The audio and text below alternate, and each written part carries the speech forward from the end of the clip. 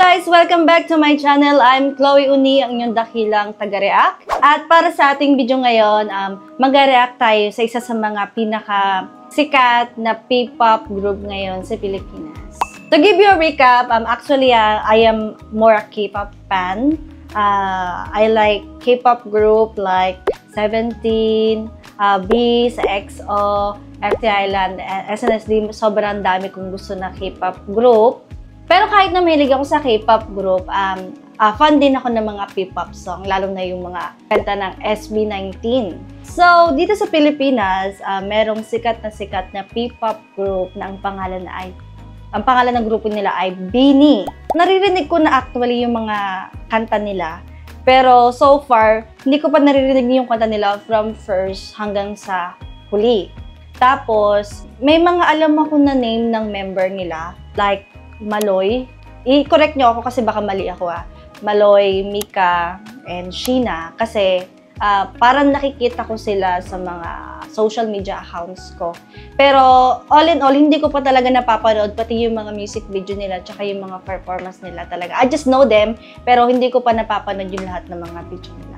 So dahil sobrang naintriga ako sa grupo na to, para sa ating vlog ngayon, gagawa tayo ng first reaction para sa ating K-pop group na BINI. Ang kanilang sumikat na kanta ay ang Pantropiko. Yun ang nagbigay sa akin na recommend Pantropiko. Pero syempre, kung may mga ibang raking recommendation, just comment down and I will sure to read it and I will make a reaction for that. But before we start, I hope you subscribe to my channel and don't forget to hit the bell button so you always get updated if I have a new vlog. Alright, simulan na natin ang BINI Pantropiko. Dito tayo sa may performance video, kanilang parang official music video. And let's go! Let's going to try our reaction. Oh, it's giving the summer vibe.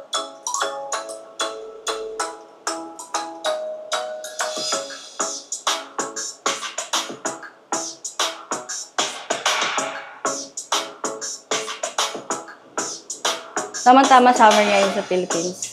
Almost summer.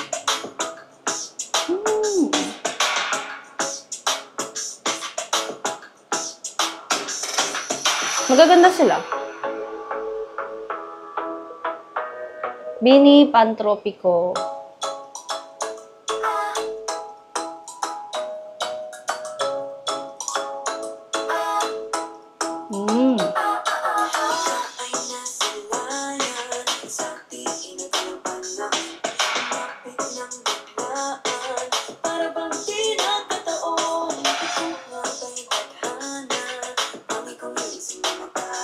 Oh! Napaka-synchronize nila. I mean, yung para nung pagsayaw nila, sabay-sabay silang sumayaw. Tapos, ang una ko napansin, bukod sa maganda yung ang cool ng nila, ng costume nila, ay yung mismong dress nila. Napansin ko rin na maganda yung vocal. Maganda yung boss nila. Bigla tuloy akong napaisip. Siguro, after nito, gusto kong mapanood yung parang live singing nila. Kasi yun naisip ko. Siguro next time gagawa ako ng reaction. They're wearing leggings.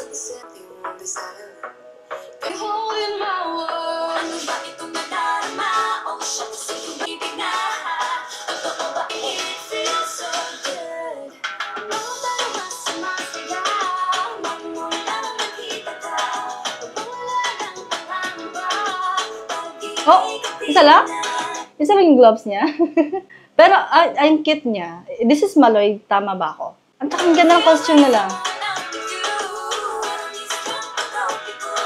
Oh, that's cool.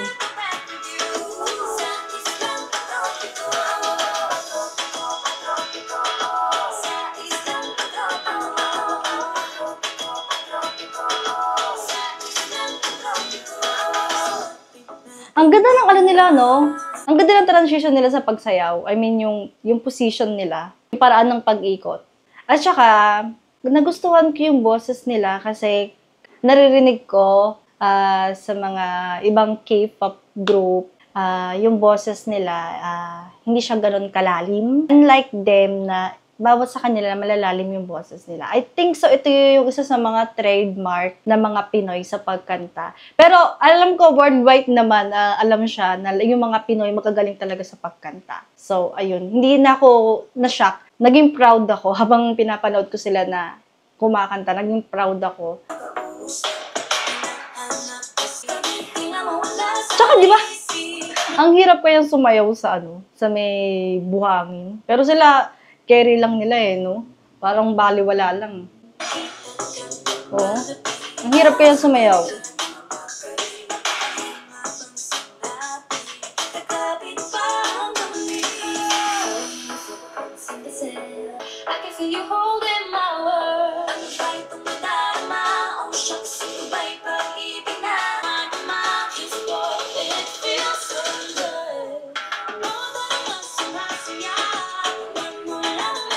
Nakakaano yung kanta? Nakaka-LSS siya.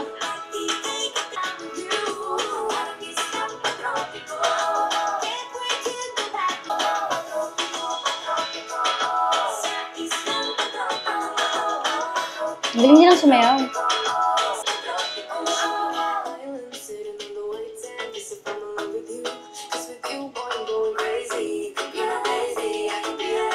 Oh, siyang rapper.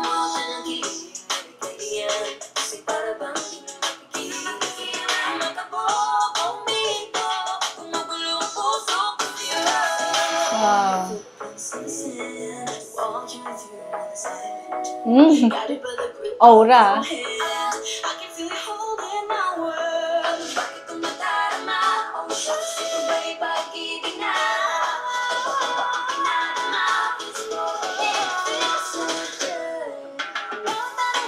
Hapapa.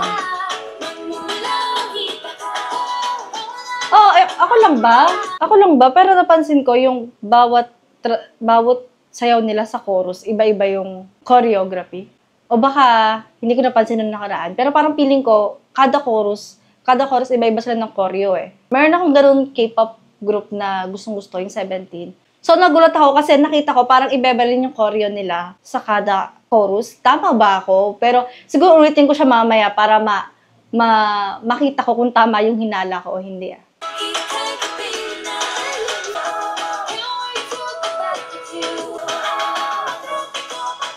Oh, high notes. Sino siya? Yung sa gitna yung mataas yung boses. Okay. Ang ganda. Ang galing nila. Actually, yung kanta nila, perfect siya para ano yung culture ng Philippines. Like yung summer, yung vibe, napaka-innocent. Tsaka napansin ko sa sa choreo nila, napaka-innocente. Parang pinakita nila, hindi mo kailangang maging super sexy and then super gaslaw just to make yourself look like a good dancer. Pinaka-na-appreciate ko yung yung synchronize nila pag sumasayaw. At saka yung transition.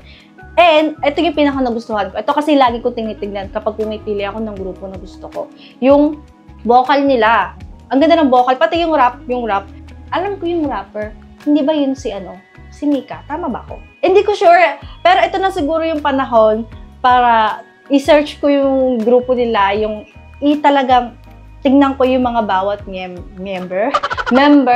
So, hingi rin ako na sa inyo kung gusto ko kasi mapapanood talaga yung mga live performance nila, yung pagsayaw nila, tsaka yung pagkanta nila, tsaka iba nilang kanta. So, after this, my first reaction, sana mag-comment down kayo ng mga performance na talagang tatatak o tumatak sa inyo at gusto ko rin siyang makita.